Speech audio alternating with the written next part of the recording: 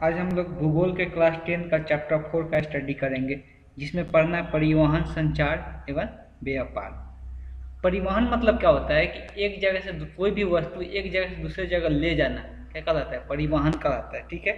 संचार मतलब होता है कम्युनिकेशन, एक आदमी से दूसरे आदमी से बात करना, वो एक संचार, या टेलीफोन के माध्यम से बात करे या आमने सामने बात करे, वो क्या हो गया? संचार हो गया। रेडियो के माध्यम से या टेलीविजन के माध्यम से वो सब क्या हो गया? संचार हो गया।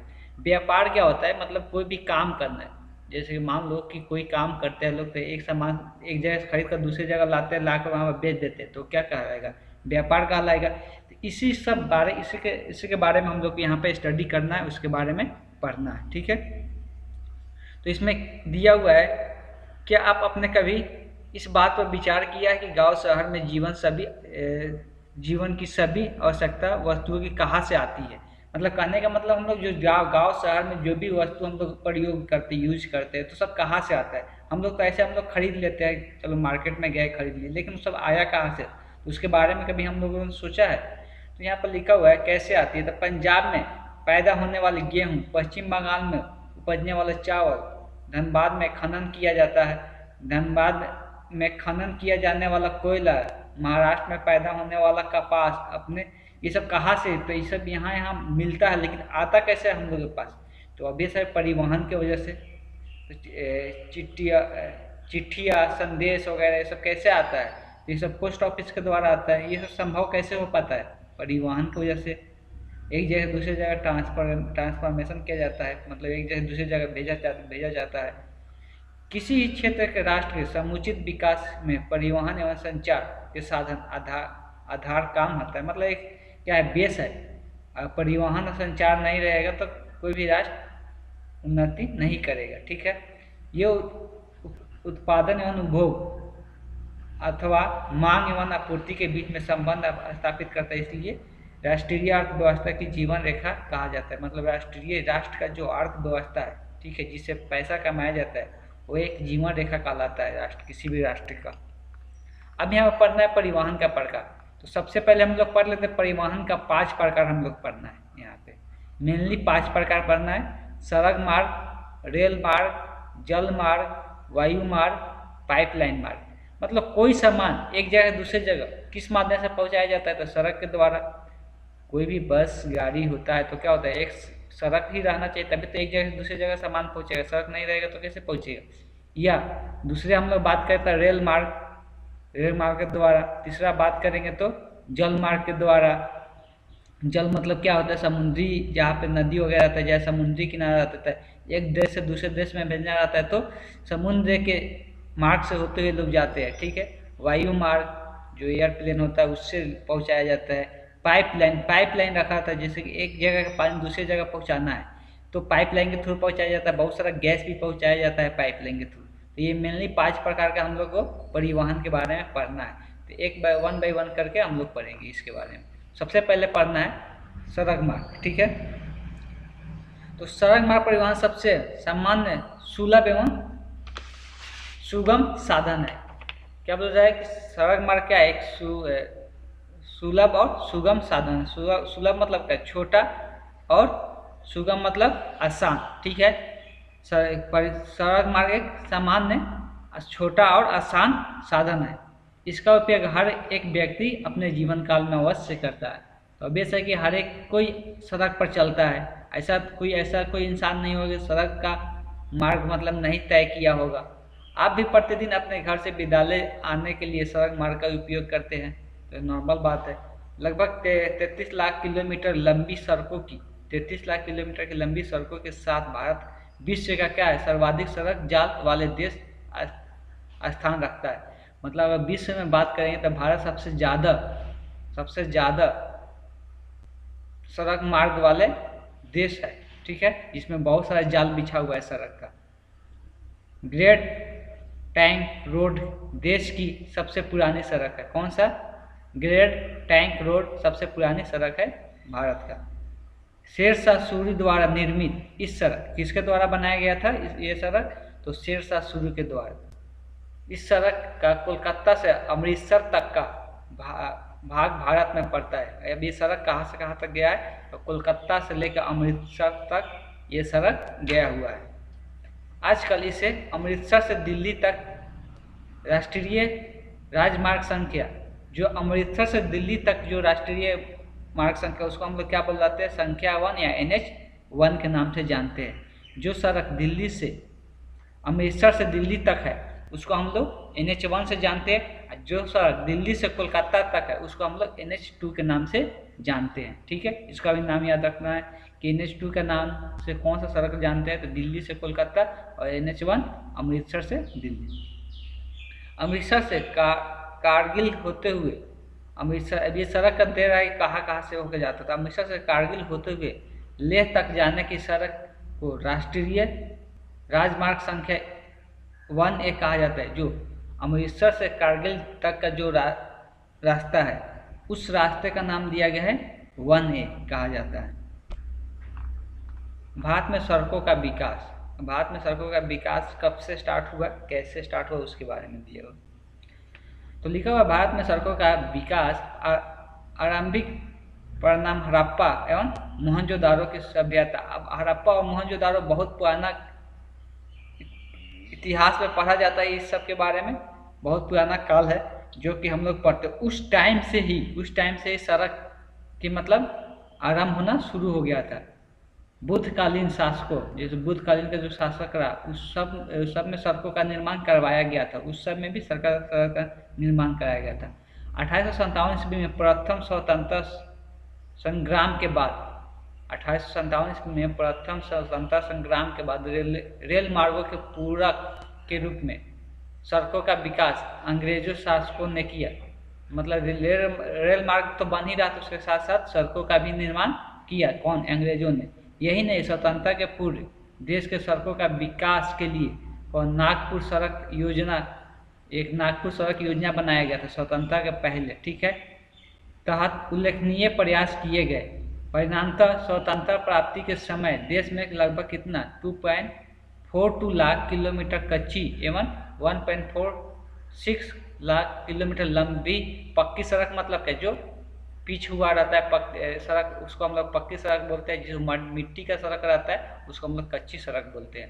तो इतना सड़क बन गया था जब स्वतंत्रता हम लोग देश जब आज़ाद हुआ था, तो उसी टाइम स्वतंत्रता प्राप्ति के बाद सड़कों का विकास पर प्रायतः ध्यान दिया गया। मतलब स्वतंत्रता के बाद सड़क के विकास के लिए बहुत ध्यान दिया गया। देश के सड़कों की कुल लंबाई 1950 और 1951 ईस्वी में कितना था, 4 लाख किलोमीटर थी। यही जब 2001 आया, 2002 और 2001 आया तो 24 लाख हो गया। ये पहले 4 लाख से कितना बढ़ गया, 24 लाख। और जब 2006 से 2007 आया तो ये 33 लाख हो गया किलोमीटर। इस अवधि से कई ऐसी योजनाएं भी कार्यान्वित हुई जिनमें सड़कों के विकास एवं निर्माण पर बल दिया गया। मतलब बहुत सारी योजना बनाया गया जिसमें सड़कों का निर्माण और विकास पर बल दिया गया। ठीक है, इस योजनाओं के राष्ट्रीय ग्रामीण रोजगार गारंटी योजना, अब कुछ योजना का नाम दिया गया है। राष्ट्रीय ग्रामीण रोजगार गारंटी योजना, स्वर्णिम चतुर्भुज सड़क परियोजना, प्रधानमंत्री सड़क ग्रामीण योजना, ये सब योजना बनाया गया था, उसका नाम दिया हुआ है, उल्लेखनीय है। इसके अलावा संसद एवं विधायक कोटे से भी गांव एवं शहरों का मोहल्लों का छोटी छोटी सड़कों बनाई जाती थी। मतलब किसके सहायता से, सांसद और विधायक की सहायता से जो गांव शहर मोहल्ला है वो सब का सड़क भी बनाया जाता था।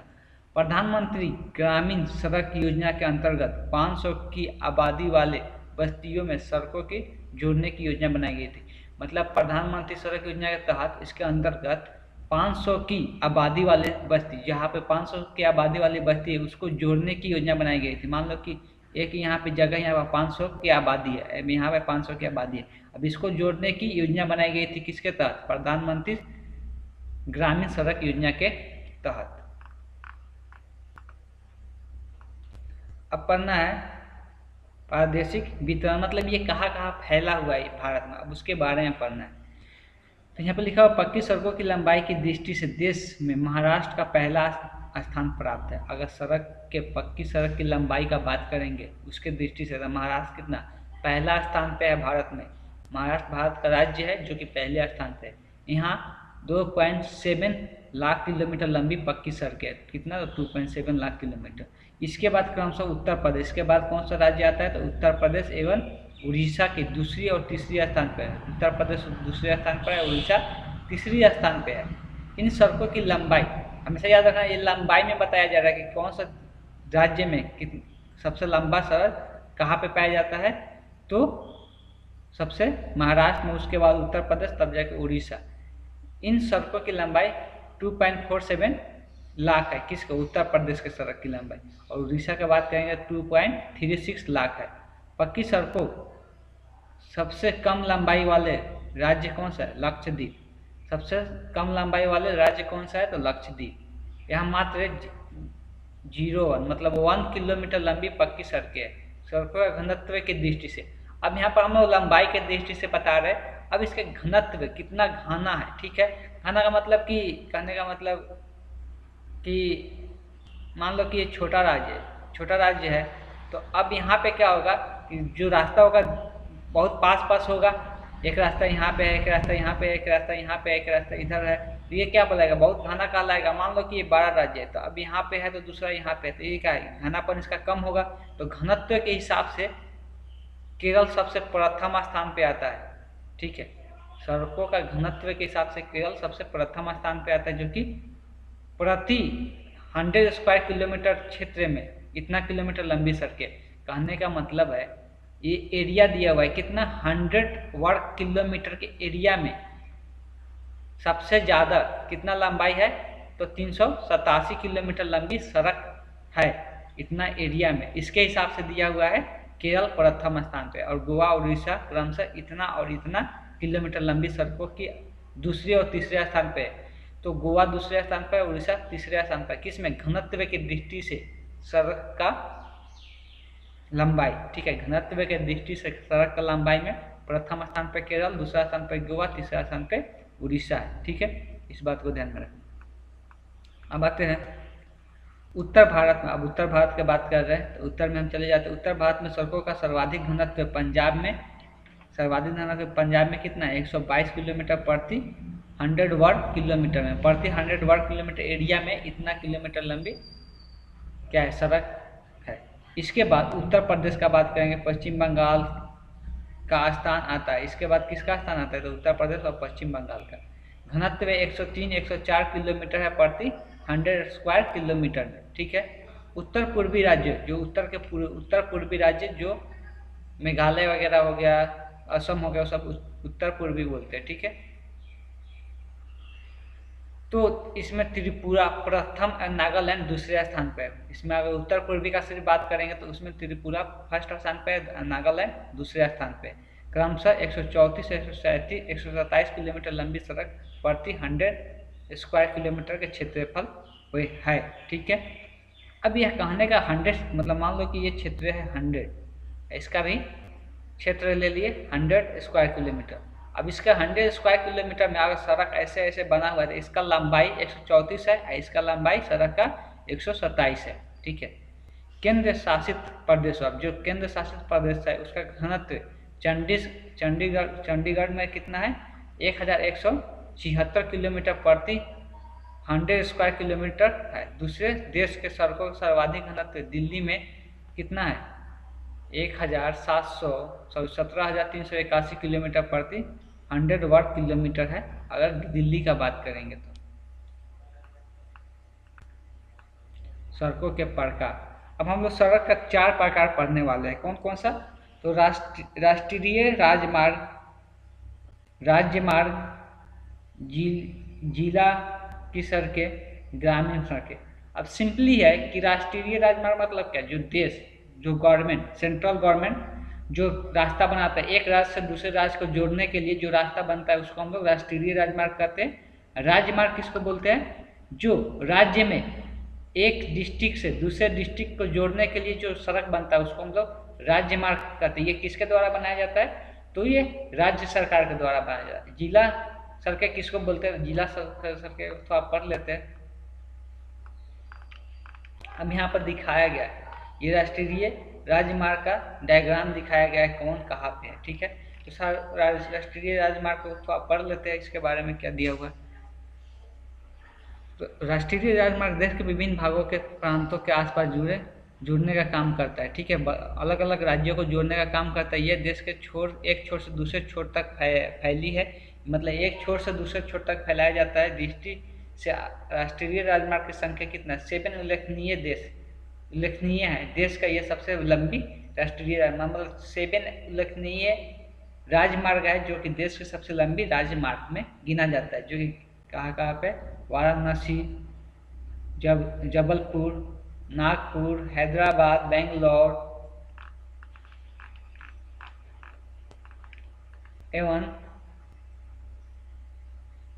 मदुरई हुए कन्याकुमारी तक। इसी राजमार्ग की लंबाई मदुरई से होते हुए, मतलब ये पूरा बताया गया किससे होते हुए आ रहा है। तो सबसे पहले हम लोग यहाँ पर देखें कि वाराणसी से शुरू हुआ था। ठीक है, वाराणसी से लेके कन्याकुमारी तक ये राजमार्ग फैला हुआ है। इसका लंबाई कितना है, 2369 किलोमीटर है। इस राजमार्गों का निर्माण एवं देखभाल का कौन करता है, तो केंद्रीय सरकार करता है। जो केंद्र का सरकार होता है, जो सेंट्रल गवर्नमेंट होता है, वो इसके दायित्व निभाता है। ठीक है, देश के कुल 228 राष्ट्रीय राजमार्ग है। राष्ट्रीय राजमार्ग का बात करेंगे तो कितना है, तो 228 है। ठीक है, जिसकी कुल लंबाई कितना है, 66,590 किलोमीटर है। भारत की कुल सड़कों की लंबाई यह मात्र 2% है। अगर भारत के कुल सड़क की बात करेंगे तो उसमें से ये 2% है। मान लो भारत के कुल सड़क 100% है, तो राष्ट्रीय राजमार्ग का जो सड़क है वो सिर्फ 2% ही है। इस पर देश के कुल यातायात का लगभग 40% भाग ढोया जाता है। मतलब जितना भी यातायात होता है इसमें, इस रोड पे राष्ट्रीय राजमार्ग पर चलने वाला यातायात कितना है, 40% है इस पर। सभी राष्ट्रीय राजमार्ग पक्की सड़कें हैं। जितना भी राष्ट्रीय राजमार्ग सड़क बना हुआ है सबके सब क्या है, पक्की है, कच्ची कोई नहीं रहता है। राष्ट्रीय राजमार्ग गाड़ियाँ तीव्र गति से चलती है। जो राष्ट्रीय राजमार्ग जो बनता है सड़क, वो क्या होता है, उस पर गाड़ी बहुत तेजी से चलता है, जिसके कारण दुर्घटना भी घटता है। अतः सुरक्षा एवं प्राथमिक उपचार के लिए इस मार्ग पर तथ्य, मतलब यहाँ जहाँ तहाँ आपातकालीन बॉक्स भी लगाए जाते हैं। ठीक है, आपातकालीन जो बॉक्स वहाँ पे लगाया हुआ रहता है, कोई दुर्घटना हो तो वो संकेत करे। ठीक है, अब इसमें कुछ दिया हुआ है, एकल लाइन। एकल लेन कितना है, राष्ट्रीय राजमार्ग में एकल लेन मतलब एक लाइन वाला सड़क। ठीक है, एक लाइन वाला। ठीक है, होता है ना कि डबल लाइन, एक लाइन सड़क, तो एक लाइन वाला सड़क राष्ट्रीय राजमार्ग में कितना है, 32%। दो लाइन वाला सड़क कितना है, 56%। और 4 और 6 वाला कितना है, 8 वाला भी है, 6 वाला भी है, 4 वाला भी है, कितना है, 12% है। इस डेटा को भी याद रखना है। बात है, देश में आर्थिक विकास को बढ़ावा देने के लिए सरकार का व्यापक राष्ट्रीय राजमार्ग विकास परियोजना शुरू की गई है। अब आर्थिक विकास मतलब क्या, जो पैसे के हिसाब से विकास हो। ठीक है, तो आर्थिक विकास के लिए कौन सा बनाया गया था, तो सरकार के व्यापक राष्ट्रीय राजमार्ग विकास परियोजना शुरू की गई थी। यह देश की अब तक सबसे बड़ी राजमार्ग परियोजना है। अगर देश का परियोजना के बारे में बात करेंगे, कोई भी योजना जो बनाया जाता है उसी को परियोजना बोलते हैं, तो ये सबसे बड़ी परियोजना है। ठीक है, चरण 1 एवं चरण 2 के गतिविधियाँ इस प्रकार है। तो इसमें चरण बनाया गया है। ठीक है, कि चरण 1 चरण 2 का गतिविधियाँ इस प्रकार है। तो सबसे पहला है स्वर्णिम चतुर्भुज राजमार्ग। तो स्वर्णिम चतुर्भुज राजमार्ग का मतलब क्या है कि चार बड़े महानगरों को मिलाने का काम करता है, इसलिए चतुर्भुज राजमार्ग बनाया है। कौन कौन सा, तो दिल्ली, मुंबई, चेन्नई और कोलकाता को जोड़ने का काम करेगा। ये सड़क क्या करेगा, ये चारों महानगरों को जोड़ने का काम करेगा। 6 लेन वाली लगभग कितना किलोमीटर है, ये कितना, 6 लाइन वाला है। मतलब ये 4 लाइन में नहीं है, 6 लाइन वाला है, मतलब 6 लाइन वाला सड़क है। ठीक है, तो 6 लाइन वाला कितना किलोमीटर में है, तो 5,846 किलोमीटर लंबी सड़क का निर्माण कार्य जारी है। अभी इस पर काम जारी है। अब बात करते हैं पूरब से पश्चिम और उत्तर से दक्षिण गलियारा। अब एक रास्ता ऐसा बनाया जाएगा कि जो पूरब से पश्चिम की तरफ पूरा, जैसे भारत का नक्शा हो गया, तो भारत का नक्शा में जो अच्छे से नहीं बन पा रहा है, जो इधर पूरब से पश्चिम होगा ऐसे एक रास्ता बनाया जा रहा है, एक उत्तर से दक्षिण की तरफ रास्ता बनाया जा रहा है, ठीक है। तो पूरब से सिलचर तथा पश्चिम में, पूरब में क्या है तो सिलचर से, पश्चिम में पोरबंदर से, ठीक है, एवं उत्तर में श्रीनगर और दक्षिण में कन्याकुमारी को जोड़ने वाला सड़क राजमार्ग बनाया जा रहा है, ठीक है। कार्य जारी है। पूरे पश्चिम गलियारा का कुल लंबाई कितना है, जो पूर्व से पश्चिम की तरफ बन रहा है उसका लंबाई 3640 किलोमीटर, और उत्तर से दक्षिण की तरफ बन रहा है उसका लंबाई 4016 किलोमीटर है। अब एक होता है एक्सप्रेस वे। अब तो यहाँ पर हम दो चीज़ पढ़ लिए, चतुर्भुज और उसके बारे में पूरब से पश्चिम और उत्तर से दक्षिण वाले गलियारा। अब हम लोग एक्सप्रेस वे ऐसा सड़क बनाया जाता है जिस पर गाड़ी का रफ्तार बहुत तेज होता है। जैसे हम लोग पढ़ लेते हैं। अब समय के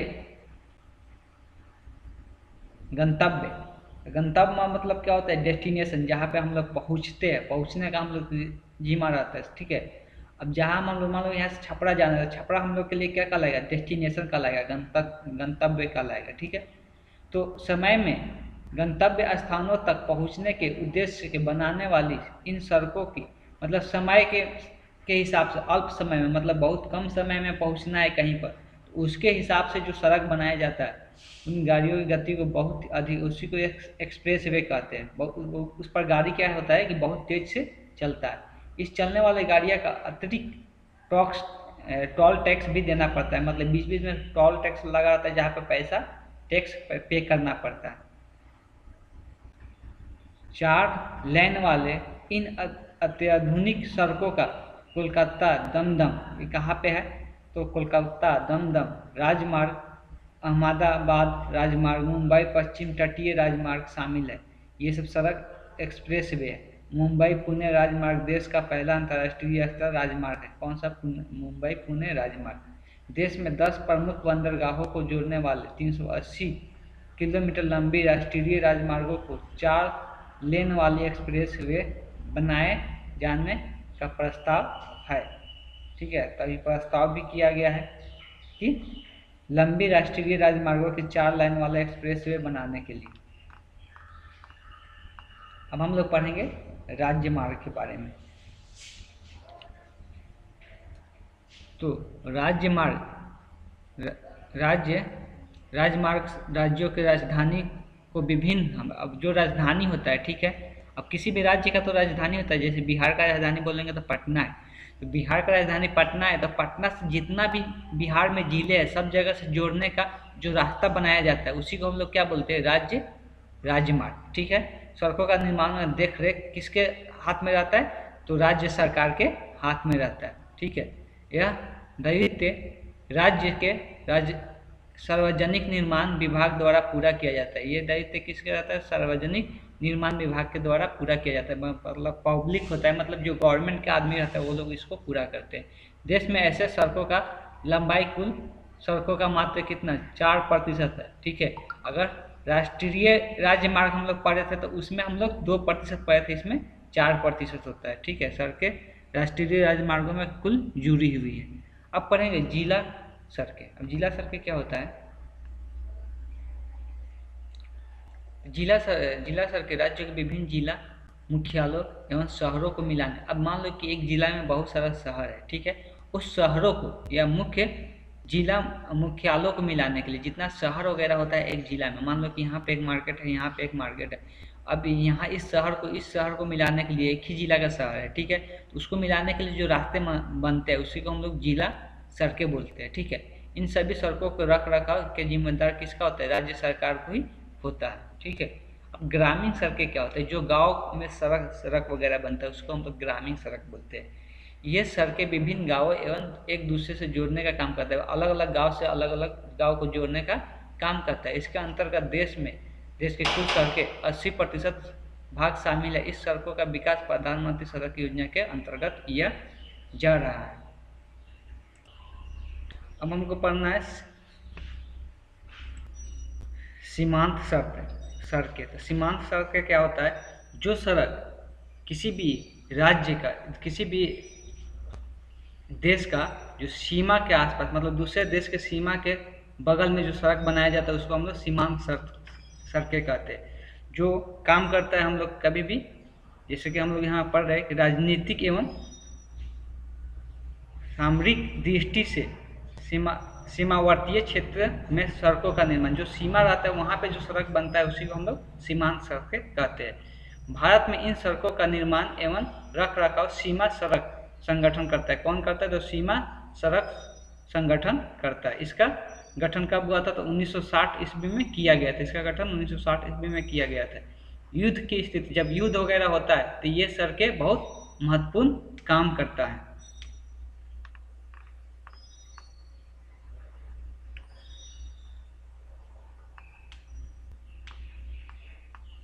इन्हीं सड़कों का माध्यम से सीमा पर सैनिकों के लिए आवश्यक सामानों को भेजा जाता है। अब इसी सड़क का यूज करके जो सैनिक सीमा पर रहते हैं वहाँ पे सामान भेजा जाता है। सड़क मार्ग परिवहन एक सर्व सुलभ एवं सबसे सस्ता साधन है। जो सड़क मार्ग परिवहन है ये क्या है? सबसे आसान तरीका है कोई सामान को एक जगह से दूसरे जगह भेजना। इसका विकास पूर्णतः उच्चवत से प्रवाहित होता है, मतलब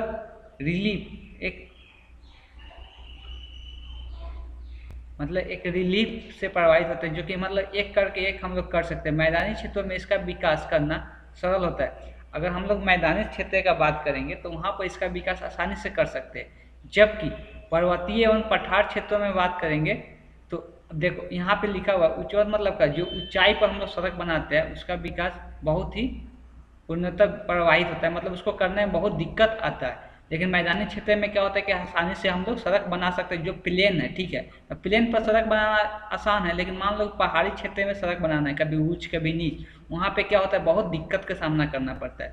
जबकि पर्वतीय और पठारी क्षेत्रों में इसका निर्माण कठिन हो जाता है। वहीं पे लिखा हुआ है पर्वतीय और पहाड़ी जो क्षेत्र होता है वहाँ पे सड़क बनाना क्या हो जाता है बहुत कठिन हो जाता है। वहीं पर यहाँ पर उच्च मतलब उच्चवत मतलब ऊंचा जो सड़क ऊंचा मतलब ऊपर की तरफ जो सड़क बनाना पड़ता है उसका विशेषता के कारण पर्वतीय क्षेत्रों में सीढ़ी नुमा, इसी वजह से जो ऊंचाई पर जो सड़क बनाते हैं हम लोग सीढ़ी नुमा सड़क बनाते हैं, ऐसे ऊपर की तरफ गोल गोल, ठीक है, ऊपर चढ़ते जाते हैं ऐसे, तो सीढ़ी नुमा सड़क बनाया जाता है। सड़कों के बिना मानवीय जीवन का कल्पना व्यर्थ है। अगर हम लोग अगर सड़क नहीं रहेगा तो उससे क्या होगा, बिना मानव का सड़क हम लोग नहीं बना सकते। गांव हो या शहर फिर महानगर, सड़कों का विकास सभी जगह पाया जाता है, परंतु इसके स्तर में पर्याप्त विभिन्नताएं पाई जाती है। मतलब हर एक जगह एक प्रकार का सड़क नहीं रहता है, कहीं पर कहीं दूसरे रहता है, कहीं पर दूसरे रहता है। सड़कों का विकास का सीधा संबंध अर्थव्यवस्था से विकास है। मतलब अगर सड़क का विकास नहीं होगा तो हम लोग को अर्थव्यवस्था भी अच्छा नहीं होगा। जब आप अपने माता पिता के साथ सब्जी या दूसरे अन्य सामान खरीदने बाजार जाते हैं तब सड़क मार्ग का ही आप सहारा लेते हैं। जो भी हम लोग मार्केट वगैरह जाते हैं उसमें भी क्या करते हैं, सड़क का ही इस्तेमाल करते हैं। अगर सड़क नहीं रहेगा तो हम लोग मार्केट वगैरह कैसे जाएंगे। वस्तुएं सेवाओं को स्थानांतरण सड़क मार्ग द्वारा ही किया जाता है। जितना भी वस्तु एक जगह से दूसरी जगह भेजा जाता है वो क्या होता है, सड़क मार्ग के द्वारा ही भेजा जाता है। मान लो कि ट्रेन से तो एक सामान दूसरी जगह आ सकता है, लेकिन अब हर एक जगह ट्रेन तक घर घर जाकर नहीं पहुंचा सकता है ना सामान, तो उसके लिए सड़क मार्ग का ही उपयोग करना पड़ता है। ऐसे परिवहन साधन जो लोगों के आवश्यकता अनुसार कहीं भी बनाया जा सकता है, यही नहीं यह दूसरे सभी परिवहन साधनों के पूरक रूप में भी कार्य करती है। और दूसरे जितना भी परिवहन साधन है वो सबके पूरक रूप में काम करता है। मतलब अगर सड़क मार्ग नहीं रहेगा तो कोई भी मार्ग काम नहीं करेगा, चाहे वायु मार्ग हो गया चाहे रेलवे मार्ग हो गया, बिना सड़क मार्ग का ये सब बेकाम कर रहेगा। इसके विकास के बिना रेल मार्ग, वही यहाँ पर लिखा हुआ, इसके विकास के बिना रेल मार्ग, जल मार्ग, वायु मार्ग की सेवाएं अधूरी रह जाएगी।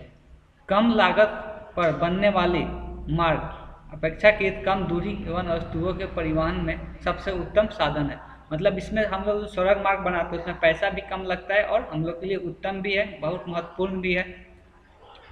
इस परिवहन की सबसे अनोखी विशेषता यह है कि घर घर सेवाएं उपलब्ध कराता है। मतलब ये घर घर इससे सेवा पहुंच सकता है। अन्य सभी परिवहन सेवाओं के लिए एक कड़ी काम भी करता है। जितना भी और भी परिवहन सेवा होता है, जैसे रेल मार्ग होता है, तो रेल मार्ग से क्या होता है, एक जगह से दूसरे जगह रेलवे स्टेशन पे आके अब यहाँ से सामान घर घर पहुंचाना है तो हम लोग को क्या करना पड़ेगा, इस सड़क मार्ग का ही यूज करना पड़ेगा। देश के कुल यातायात सड़कों के जरिए होने वाले माल ढुलाई, मतलब जितना ही माल वगैरह सामान वगैरह आता है वो सब किसके, सड़क के द्वारा ही किया जाता है। अगर 1950 और 1951 की बात करेंगे तो उस टाइम कितना 6 अरब टन बढ़कर कितना हो गया, 2003 और 2004 में 600 अरब टन किलोमीटर हो गई थी। सड़क का लंबाई के बारे में बता रहा है कि 2002 में, 2003 और 2004 में कितना हो गया था, 600 अरब टन किलोमीटर हो गई थी। इस तरह इसके दौरान यात्रियों की आवाजाही इतना अरब यात्री किलोमीटर से बढ़कर कितना हो गया था। अब इसी साल का बात करेंगे 1950 से लेकर 2003 तक, तो पहले 1950 में 23 अरब यात्री यात्रा करते थे और यही बढ़कर कितना हो गया था, 3135 अरब यात्री किलोमीटर हो गई थी। हम रेल मार्ग के बारे में पढ़ेंगे। भारत में रेल परिवहन का विकास कब हुआ था, तो 16 अप्रैल 1953 ईस्वी को। ठीक है, तो सबसे पहले डेट याद रखना है कि कब हुआ था, तो 16 अप्रैल 1953 ईस्वी को, जब पहली बार मुंबई से थाने 1853 ईस्वी को थाने के बीच 34 किलोमीटर की लंबाई की रेलगाड़ी चली थी। कितना, तो 34 किलोमीटर की लंबाई का, कहाँ से, तो मुंबई से थाने के बीच। इसके बाद ईस्ट इंडिया कंपनी ने, जो इंग्लैंड का कंपनी था, ईस्ट इंडिया कंपनी ने अपने लाभ के उद्देश्य से, मतलब वो अपने लाभ के लिए क्या किया कि अलग अलग जगह पर धीरे धीरे देश में रेल मार्गों की लंबाई बढ़ाने लगी। स्वतंत्रता प्राप्ति के बाद भारत सरकार ने भी इसके विकास पर पर्याप्त ध्यान दिया। जब हम लोग देश आज़ाद हुआ उसके बाद भारत सरकार द्वारा भी इस पर बहुत ध्यान दिया गया। 1947 और 1948 में रेल मार्गों की कुल लंबाई लगभग कितना था, 54,000 किलोमीटर से बढ़कर 2006 और 2007 में कितना हो गया, 63,327 किलोमीटर हो गई थी। प्रशासनिक सुविधा के लिए भारतीय रेलवे, मतलब जो भी गवर्नमेंटल काम होता है उसके सुविधा के लिए भारतीय रेलवे 16 क्षेत्रों, मतलब 16 जोन बना दिया, बांट दिया 16 जोन में पूरा हम लोग देश में। ठीक है, तो कौन कौन सा जोन है उसका नीचे में नाम दिया हुआ है। तो यहाँ पर 16 जोन का नाम दिया हुआ है, उत्तर रेलवे, पूर्व रेलवे, पश्चिम रेलवे, दक्षिण रेलवे, ये कहाँ कहाँ पे उसके साथ नाम भी दिया हुआ है, न्यू दिल्ली, कोलकाता, चर्च गेट, मुंबई, चेन्नई, वैसे 16 क्षेत्रों में बांट दिया गया।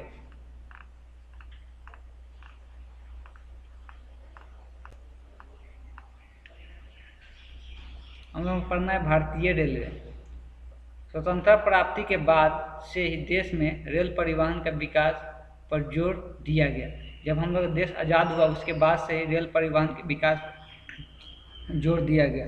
विभिन्न पंचवर्षीय योजना, अब हुआ क्या था कि जैसे जब हम लोग देश आज़ाद हुआ उसके बाद पंचवर्षीय योजना लागू हुआ। हर एक 5 साल पर एक ही योजना बने एक ही योजना तैयार किया जाता था, जिसके अंतर्गत लोग डिसाइड करते थे कि इस 5 साल में हम लोग कितना विकास करना है, कौन कौन क्षेत्र में विकास करना है। तो उसी पंचवर्षीय योजना में रेल के विकास के लिए भी योजना बनाया गया था। विस्तार, साथ ही साथ सुविधाओं का पर्याप्त विस्तार भी, मतलब जितना सुविधा जितना जरूरी था वो सब प्रयोग सुविधा दिया गया था। भारतीय रेल परिवहन की कई विशेषताएं से युक्त है। इसमें कुल उल्लेख किया गया है। ठीक है, अब 1 बाय 1 पढ़ेंगे।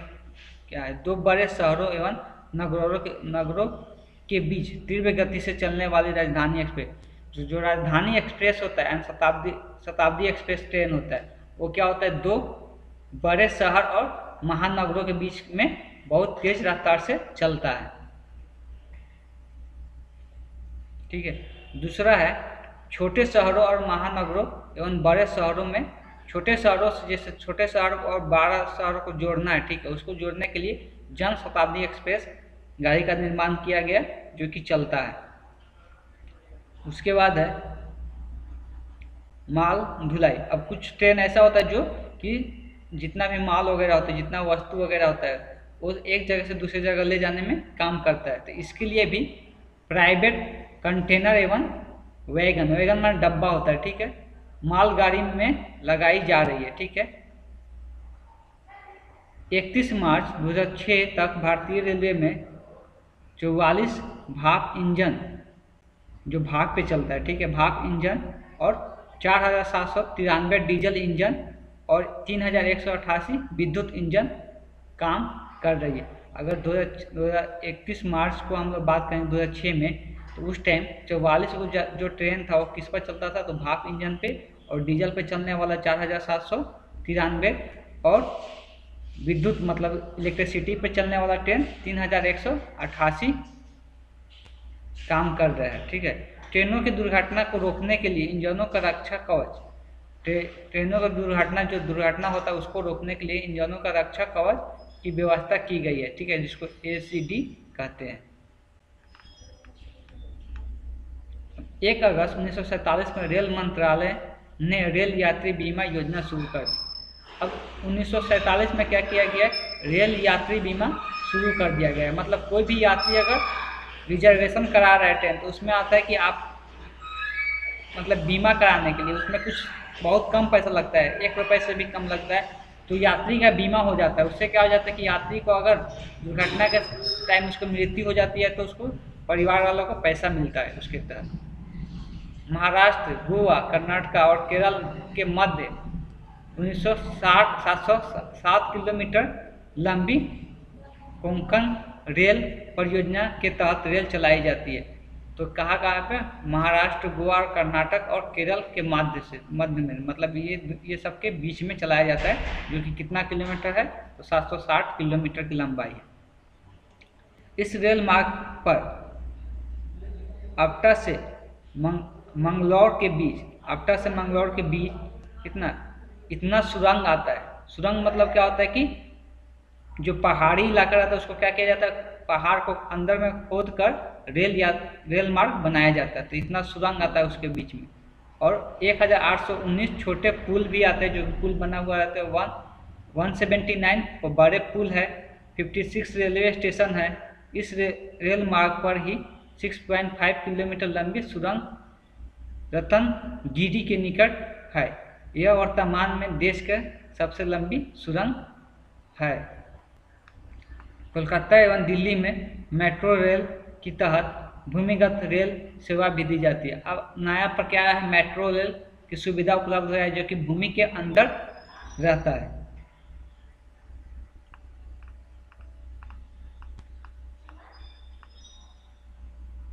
राजस्थान शाही रेलगाड़ी पैलेस ऑन हिल्स तथा महाराष्ट्र में डेक्कन ओडेसी रेलगाड़ियाँ चलाई जा रही है। 2 रेलगाड़ियाँ का नाम दिया हुआ है यहाँ पे। पर्वतीय भागों में स्थित पर्यटक मतलब होता है कि जो घूमने वाले लोग आते हैं उनको बोलते हैं। तो पर्वतीय क्षेत्रों में ज़्यादातर लोग घूमने वाले लोग आते हैं, तो उसके लिए भी रेल का सुविधा उपलब्ध कराया गया है। मनोरंजन मतलब जो मनोरंजन घूमने वगैरह के लिए आते हैं यात्री, नैरो गेज स्पेशल गेज वाली रेलें चलाई जाती है इसमें। ठीक है, जिसमें कि शिमला शामिल है, ऊटी, माउंट आबू, दार्जिलिंग इत्यादि रेल सेवाएं शामिल है, जो कि ये सब घूमने वाला प्लेस है, जो कि वहाँ पर दूसरे देश से भी लोग घूमने के लिए आते हैं। तो वहाँ के लिए भी रेल गाड़ी की सुविधा उपलब्ध कराई गई है। रेल संपत्तियों एवं रेल यात्रियों की सुरक्षा के लिए GRP एवं RPF का व्यवस्था भी किया गया है। मतलब ये पुलिस का पार्ट है, GRP और RPF, जो कि उसमें रहते हैं, रेलवे पुलिस में रहते हैं।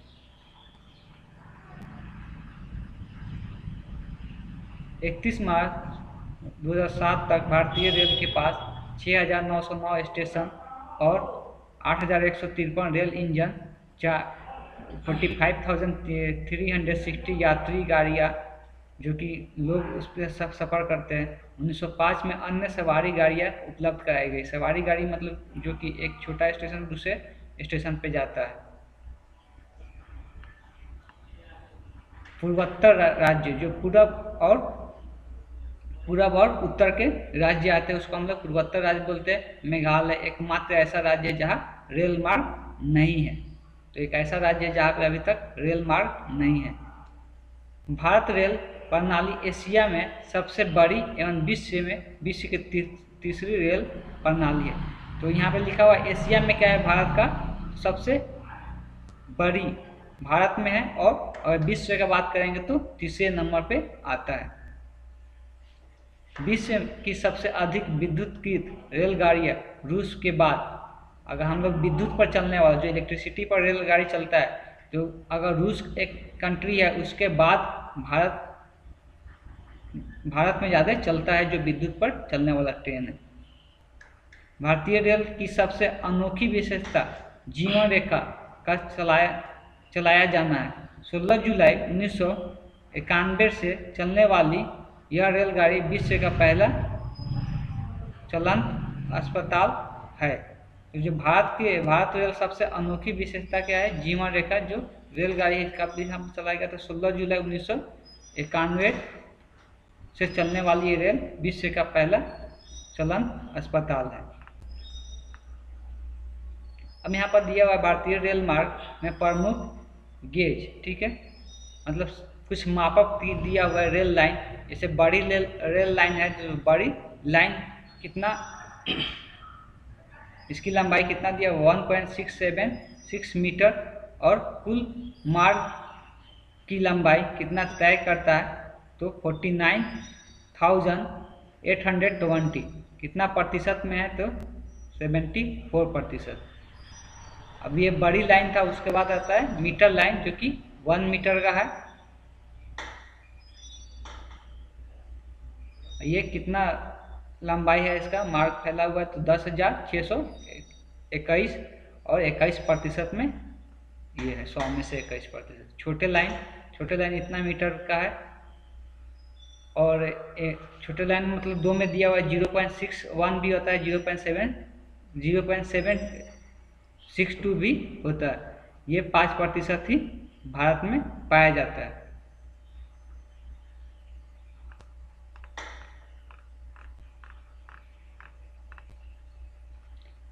प्रमुख रेल मार्ग का नाम यहाँ पर दिया हुआ है, मैप में दिखाया हुआ है।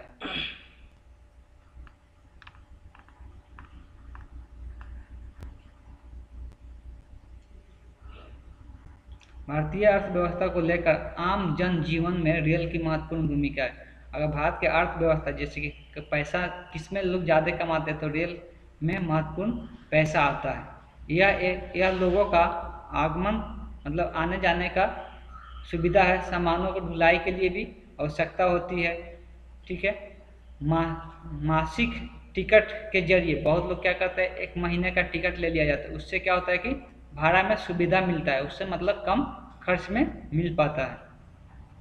उद्योगों के लिए कच्चा माल और उद्योगों के तैयार माल को बाजारों और शहरों तक अधिक संख्या या मतलब होता है कि कोई भी उद्योग होता है तो उसको क्या होता है कि कच्चा माल की जरूरत होता है, तो कच्चा माल पहुंचाने के लिए अधिक मात्रा में रेल की ही सहायता ली जाती है। बंदरगाहों मतलब जो समुद्र के किनारे पर बना हुआ रहता है, जो जहाँ से जहाज खुलती है, तो उसको हम लोग बंदरगाह बोलते हैं। उतरने वाले आयातीय माल, जो मतलब वहाँ पे बंदरगाह पे जो भी माल वगैरह होता है, जो भी कच्चा माल वगैरह आता है, चाहे मतलब कोई भी प्रोडक्ट वगैरह आता है, तो क्या होता है समुद्र गाने जब उतरता है तो वो क्या होता है फिर रेल मार्ग के द्वारा ही विभिन्न स्थानों तक पहुँचाया जाता है। और फिर जब वो विभिन्न स्थानों तक पहुँच जाता है तो हर एक वहाँ स्टेशन से फिर सड़क मार्ग के द्वारा हर एक आदमी और हर एक घर घर पहुँचाया जाता है।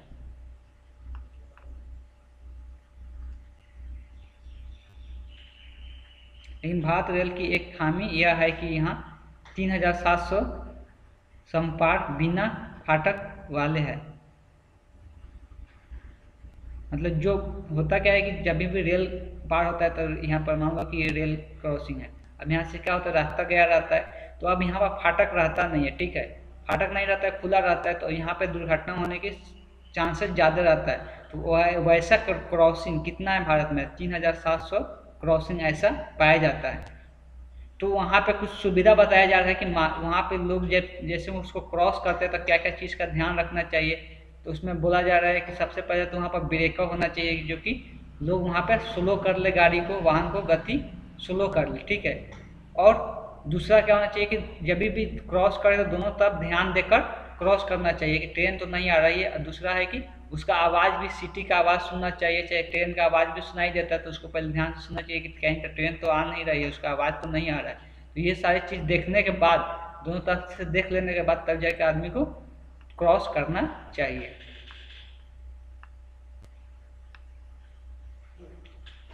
प्रतिदिन लगभग 1.24 करोड़ यात्रियों के यातायात की सुविधा देने वाली इस रेल मार्ग की सेवा गरीब से लेकर अमीर तक, अमीर यात्रियों के लिए भी उपलब्ध कराया जाता है। तो जो ट्रेन है ये क्या होता है, इसमें गरीब और अमीर दोनों प्रकार के लोग सफ़र करते हैं। यही नहीं, विशाल क्षेत्रफल एवं विभिन्न उच्च वर्ग वाले इस देश में विभिन्न भागों में रेल मार्ग के जरिए पहुंचाना संभव। बहुत जगह क्या होता है, पहाड़ी क्षेत्र पर कुछ भी कोई चीज़ पहुंचाना रहता है तो वहाँ भी रेल मार्ग की सुविधा उपलब्ध कराया गया है, जिसके रेल मार्ग सुविधा से हम लोग एक सामान ऊपर पहाड़ी इलाके पर भी पहुंचा सकते हैं। 1950 से 51 में यात्रियों की संख्या 1 अरब 21 करोड़ 40 लाख थी। अब 2007 और 2006 का बात करेंगे तो ये बढ़कर 6 अरब 21 करोड़ और 90 लाख हो गई। इस अवधि में रेल द्वारा 7.42 करोड़ टन राजस्व अर्जक माल की ढुलाई बढ़कर कितना हो गया था। अगर इसी साल का बात करेंगे जब 1950 से लेकर 2006 के बीच, तो जब 1950 का बात करेंगे तो उस टाइम 7.2 करोड़ टन माल का सप्लाई किया जाता था। अब यही बढ़कर कितना हो गया था, 72.76 करोड़ टन हो गया है। इससे क्या होता है, देश का अर्थव्यवस्था में महत्वपूर्ण योगदान मिलता है।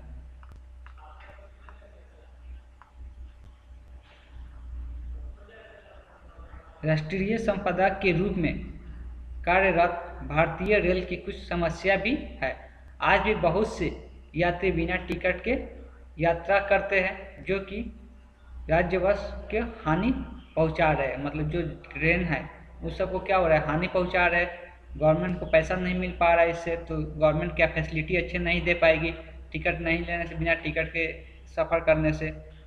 जंजीर खींच देते हैं लोग, जब बिना ऐसे जहाँ मन करता है वहाँ उतरने के लिए जंजीर का यूज़ कर देते हैं। वो भी क्या है, समय की बर्बादी होती है उससे। आतंकी नक्सली घटना भी होता है। हड़ताल के तहत ट्रेनों को रोक दिया जाता है, नहीं जाने दिया जाता है। यह गैर जिम्मेदारी हरकत है, जिससे रोकने के लिए सभी को प्रयास करना चाहिए। अब हम लोग पढ़ेंगे पाइप लाइन मार्ग। तो पाइप लाइन मार्ग से क्या होता है कि एक जगह दूसरी जगह पानी सप्लाई किया जाता है, दूसरे में गैस का भी सप्लाई किया जाता है एक जगह से दूसरी जगह। तो क्या क्या सप्लाई करते हैं उसके बारे में देखेंगे। शहरों में घर घर तक पानी पहुंचाने के लिए पाइप का इस्तेमाल अब अवगत है, हम लोग इससे रूबरू है, हम लोग जानते हैं कि शहर में पानी पहुंचाया जाता है पाइप के थ्रू। परंतु वर्तमान समय में परिवहन के रूप में पाइपलाइन का महत्व दिन प्रतिदिन क्या हो रहा है, बढ़ते जा रहा है। पाइपलाइन का प्रयोग तरल पदार्थ, ठीक है, जो थोड़ा क्या हो, भींगा भींगा टाइप का पदार्थ हो, जैसे पेट्रोलियम के साथ गैस के परिवहन के लिए भी किया जाता है। जो पेट्रोलियम के साथ ही गैस का परिवहन के लिए भी इसका उपयोग किया जाता है। पाइपलाइन के द्वारा मरुस्थलों, जंगलों, पर्वतीय क्षेत्रों, मैदानों भागों और यहाँ तक कि समुद्र के नीचे से लेकर भी परिवहन किया जाना संभव है।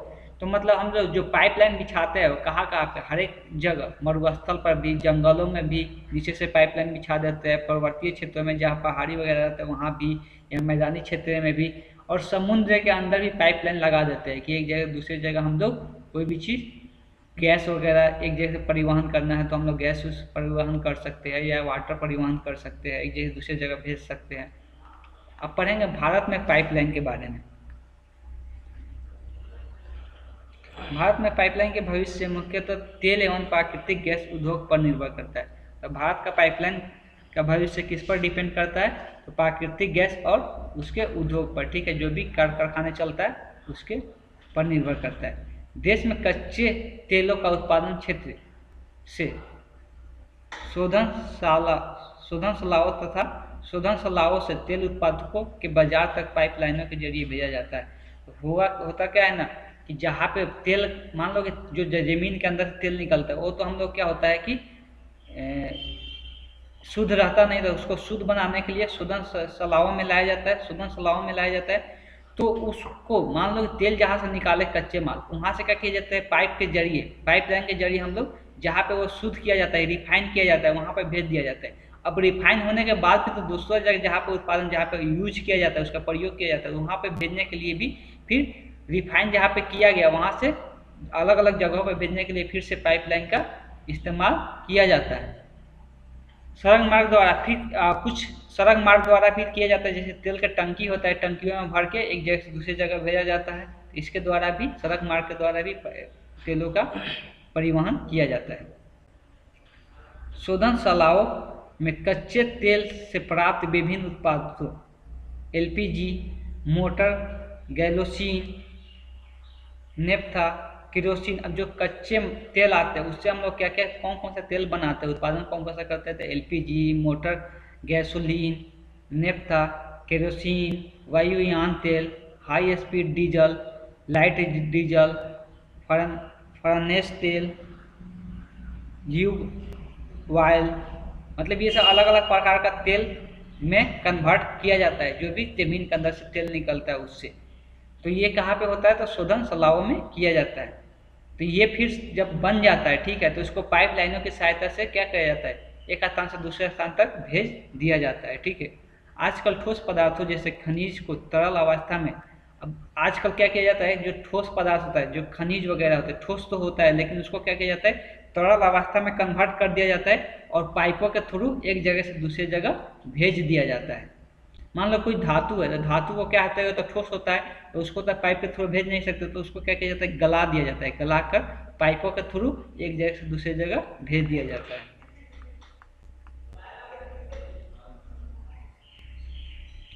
देश के पेट्रोलियम उत्पादन क्षेत्रों में वृद्धि तथा आयात में वृद्धि के साथ पाइपलाइनों का मार्ग में विस्तार क्रमशः होने लगा है। मतलब पाइपलाइन का बात करेंगे, जैसे कि पेट्रोलियम का उत्पादन में वृद्धि हो रहा है, ठीक है, और आयात में भी वृद्धि हो रहा है।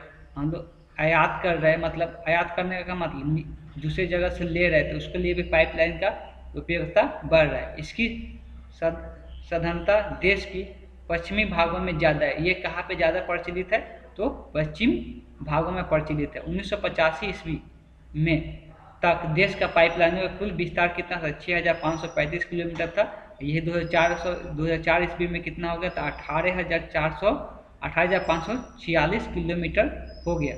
पाइपलाइनों का वितरण, अब कहाँ कहाँ फैला हुआ है पाइपलाइन, तो इसके बारे में पढ़ेंगे। तो भारत में पाइपलाइनों का दो मुख्य वर्ग पाया जाता है, कौन कौन सा, तेल पाइपलाइन और गैस पाइपलाइन, ठीक है।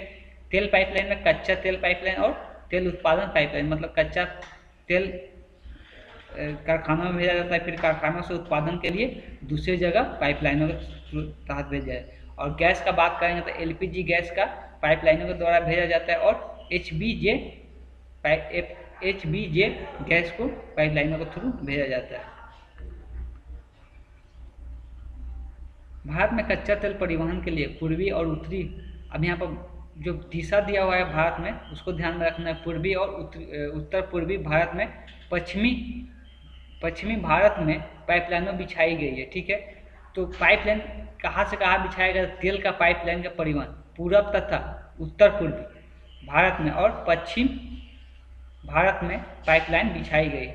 पूर्वी तथा उत्तर पूर्वी भारत में यह डिगबोर्ड, जो पूरब से उत्तर पूर्वी की तरफ बिछाया गया है पाइपलाइन, उसको क्या बोलते हैं, डिगबोई से बरौनी एवं हल्दिया तक है। कहाँ से, डिगबोई से बरौनी एवं हल्दिया तक है, जिसे पारादीप तक बढ़ाया गया है। कहाँ तक, पारादीप, जो भारत के पारादीप था उस वहाँ तक बढ़ाया गया है।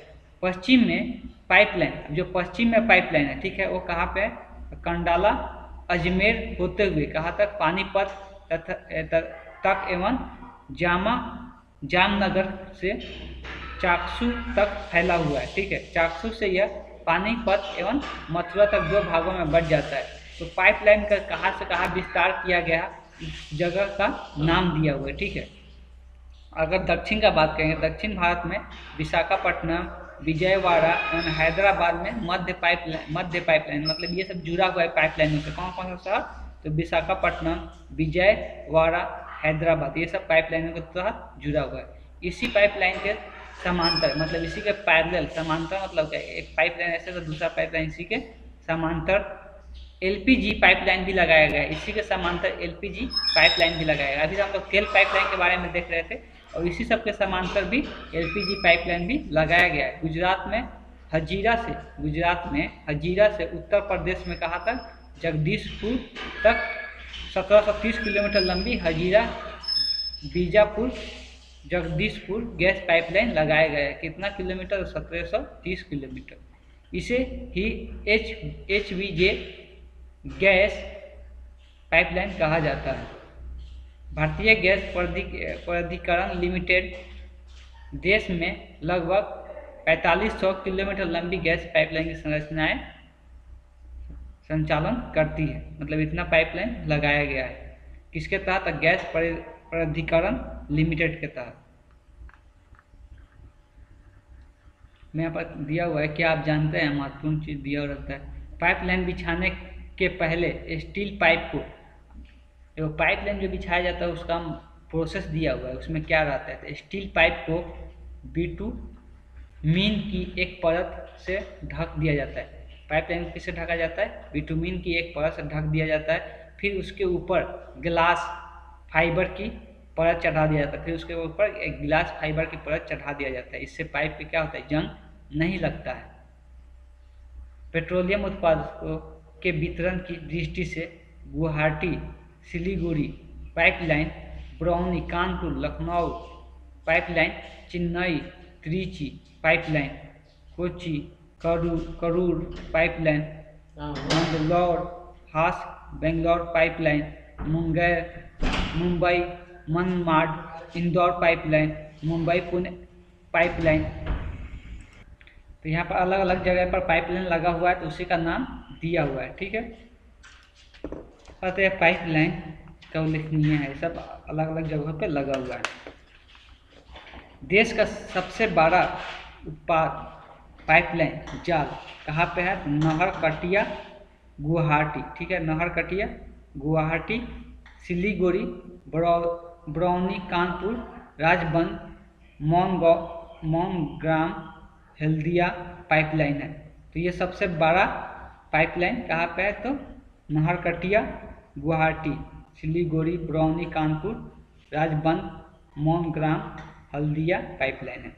ठोस पदार्थों के परिवहन की दृष्टि से केंद्रीय मुख्य, अब जो ठोस परिवहन हो जाता है, अभी हम बोलते हैं धातु को क्या किया जाता है, पिघलाकर उसको परिवहन किया जाता है, पाइपलाइन के थ्रू भेजा जाता है। तो वो उसका मुख्य केंद्र कहाँ पे है, मंगलौर पाइपलाइन। कहाँ पे था, मंगलौर पाइपलाइन है। जो लौह अयस्क के लिए, जो लौह अयस्क हम लोग पढ़े थे, जिससे हम लोग को लोहा मिलता है, उसी को क्या किया जाता है, उदयपुर जिले स्थित महन के खानों के देबाड़ी प्रगलक कारखाना तक रॉक फॉस्फेट सांद्र के परिवहन के लिए पाइपलाइनों के प्रसिद्ध है। मतलब यहाँ पे क्या किया जाता है, इसको गलाया जाता है। तो उसको गलाने के लिए कारखाने तक पहुँचाना जरूरी रहता है, तो उसको हम लोग क्या करते हैं, पाइपलाइन के थ्रू पहुँचा देते हैं। ठीक है, तो अब हम लोग इसके बाद पढ़ना है वायु मार्ग के बारे में। इसको हम लोग नेक्स्ट पार्ट में पढ़ेंगे, नेक्स्ट वीडियो में। Thank you.